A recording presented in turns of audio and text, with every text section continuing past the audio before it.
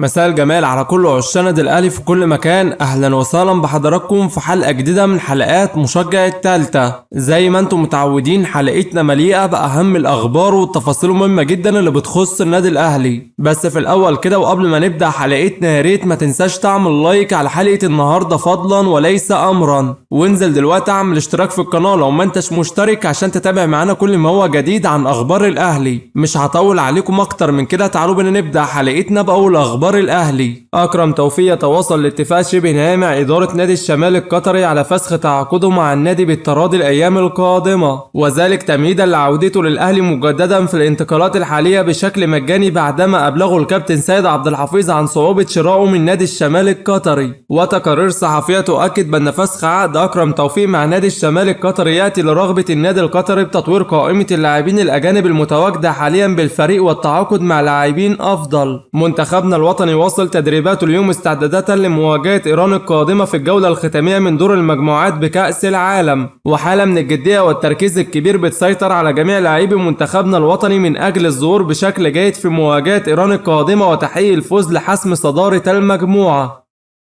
الكابتن حسام حسن مدرب منتخبنا الوطني بيواصل جلساته مع لاعبي منتخبنا من أجل شرح لهم أهم النقاط الفنية والجمل التكتيكية الذي ينوي تطبيقها في مواجهة إيران القادمة، ويطالبهم بضرورة خوض المواجهة بكل جدية من أجل تحقيق الفوز في المواجهة لحسم صدارة المجموعة وتسهيل المشوار في الأدوار التالية، ويحذرهم بقوة من عدم اللعب برعونة أمام إيران في المواجهة القادمة وتجنب الثقة الزائدة والاحتفال زيادة عن اللزوم بأول فوز لمنتخبنا الوطني بكأس العالم في المواجهة الماضية أمام نيوزيلندا. وأكد لهم على ضرورة خوض مواجهة إيران من أجل تحقيق الفوز فقط لمواصلة تحقيق الإنجازات الفترة القادمة. الأهلي يوافق بشكل شبه نهائي على رحيل تريزيجيه في الانتقالات الحالية في حال تلقى النادي عرض رسمي الأيام القادمة من أجل الحصول على خدماته، وذلك بعدما ترددت العديد من الأنباء الأيام الماضية عن رغبة نادي الرياض السعودي بالتعاقد مع اللاعب في الانتقالات الحالية. ومصدر بالأهلي يؤكد بأن هناك استقرار كبير من جانب إدارة النادي بالموافقة على رحيل تريزيجيه في الانتقالات الحالية في حال تلقى النادي عرض رسمي الأيام القادمة، وذلك ضمن خطة الإدارة لإعادة هيكلة عقود ورواتب اللاعبين للحفاظ على استقرار غرفة الملابس بالنادي في الموسم الجديد.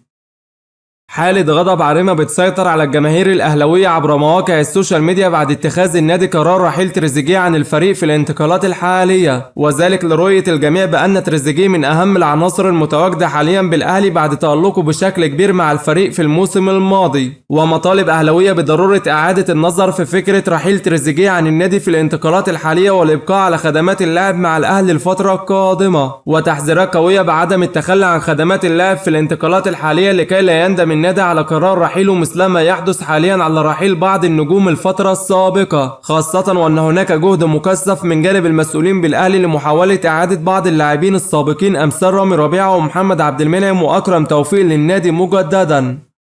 بندر المقير رئيس نادي الرياض السعودي يؤكد بأن محمود حسن تريزيجيه لاعب موهوب وأي فريق يتمنى الحصول على خدماته، ولكن جميع اللاعبين في المنتخبات العربية مشغولين بخوض منافسات كأس العالم، ولا يوجد أي شيء جديد بشأن فكرة ضمه في الوقت الحالي، والأفضل حاليا نساعد اللاعبين العرب على التركيز مع منتخبات بلادهم. وبعد كأس العالم لكل حادث حديث، ويتمنى تعاقد نادي مع لاعب مثل تريزيجيه، وينتظر القرار النهائي بشأن مستقبله مع الأهلي الأيام القادمة لبدء مناقشة العروض المقدمة له حاليا في ظل امتلاك اللاعب عرض من نادي الحزم السعودي للحصول على خدماته. وتقارير صحفية تؤكد بأن نادي الشمال القطري ونادي الحزم السعودي من أبرز الأندية المهتمة بقوة بالتعاقد مع محمد علي بن رمضان لاعب الأهلي في الانتقالات الحالية، ولكن حتى الآن الأهلي لم يستقر على حسم موقف اللاعب نهائيا من التخلي أو الإبقاء على خدماته مع الفريق الفترة القادمة.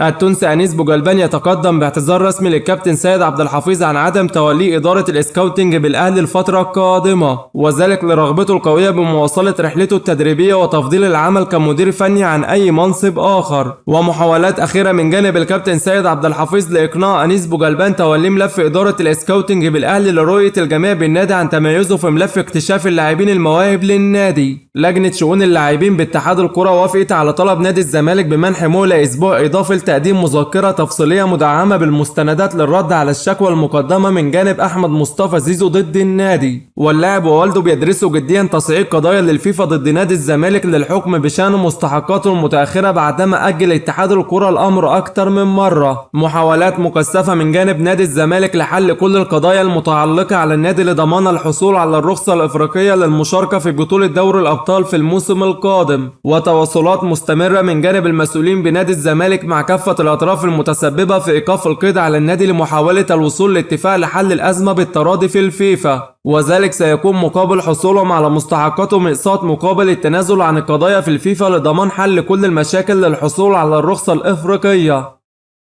هاني أبو رضا رئيس اتحاد الكرة المصري يؤكد للمسؤولين بالفيفا عن استحالة قبول أي مظاهر أو احتفاليات تخص دعم المثليين في مواجهة مصر وإيران القادمة بكأس العالم، واتجاهات قوية من جانب اتحاد الكرة بالاعتذار عن خوض مواجهة إيران القادمة في حال إصرار الاتحاد الدولي على إقامة المباراة وسط مظاهر أو احتفاليات تخص دعم المثليين في المواجهة. والصحف الإيرانية تؤكد بأن الاتحاد الإيراني لن يقبل هو الآخر هذا الأمر حتى لو كلف المنتخب الإيراني الانسحاب من بطولة كأس العالم. جماهير الكرة المصرية تتفاعل بشكل كبير مع اتحاد الكرة على قرار عدم خوض مواجهة إيران القادمة في حال استقرار الاتحاد الدولي على إقامة المباراة وسط دعم المثليين، والجميع يؤكد دعمه الكامل لاتحاد الكرة في قرار عدم خوض مواجهة إيران وسط رفع راية دعم المثليين، وأن الجميع سيسقف لاتحاد الكرة على هذا القرار.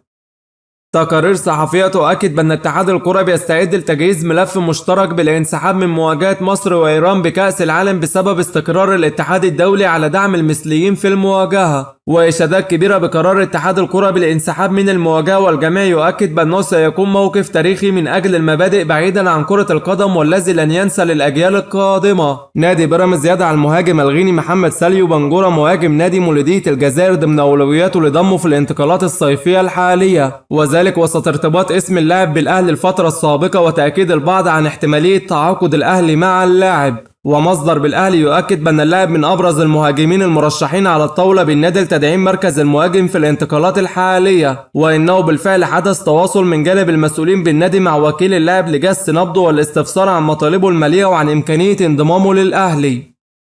المتحدث الرسمي المنتخب إيران يؤكد بأن مصر وإيران دولتين مسلمتين تربطهم قواسم ثقافية ودينية عميقة، والآراء التي عبرت عنها الدولتين تعكس القيم والمعتقدات المشتركة بين شعب البلدين. وموقفنا هو ألا لا ينبغي إقامة أي احتفاليات أو أنشطة ترويجية مرتبطة بدعم المثليين داخل الملعب أو جزء من أجواء المباراة. ويؤكد بأن الاتحاد الإيراني أبلغ الفيفا بهذا الموقف عبر القنوات الرسمية بعدم السماح لإقامة أي حركات ترويجية لدعم المثليين، ويجب على الفيفا أن يأخذ بالاعتبار آراء ومخاوف الفرق المشاركة عند النظر في الأمور المتعلقة ببيئة المباراة. وتم إبلاغهم بهذا الموقف المشترك من كلا البلدين، ومن المتوقع أن يتخذ الخطوات اللازمة لضمان عدم إقامة أي احتفاليات أو أنشطة ترويجية ذات صلة داخل الملعب. الأهلي يغلق بيبانه أمام كل الإغراءات المالية التي تلقاها النادي الفترة السابقة من أجل الحصول على خدمات مروان عطية في الانتقالات الحالية. ومصدر بالأهلي يؤكد بأنه لا توجد أي نية إطلاقا داخل إدارة النادي بالتفريط في خدمات مروان عطية مهما كانت المغريات المالية التي يتلقاها النادي للحصول على خدماته، وذلك لكونه أحد أهم العناصر الأساسية المتواجدة حاليا بالأهلي والذي يحتاج النادي إلى خدماته بشكل كبير الفترة القادمة. وبكده صديقي نكون وصلنا لنهاية حلقة النهاردة اللي بتمنى تنال إعجابكم. في نهاية حلقتنا يا ريت ما تنساش تعمل لايك واشتراك في القناة لو ما انتش مشترك عشان تتابع معانا كل ما هو جديد عن أخبار الأهلي.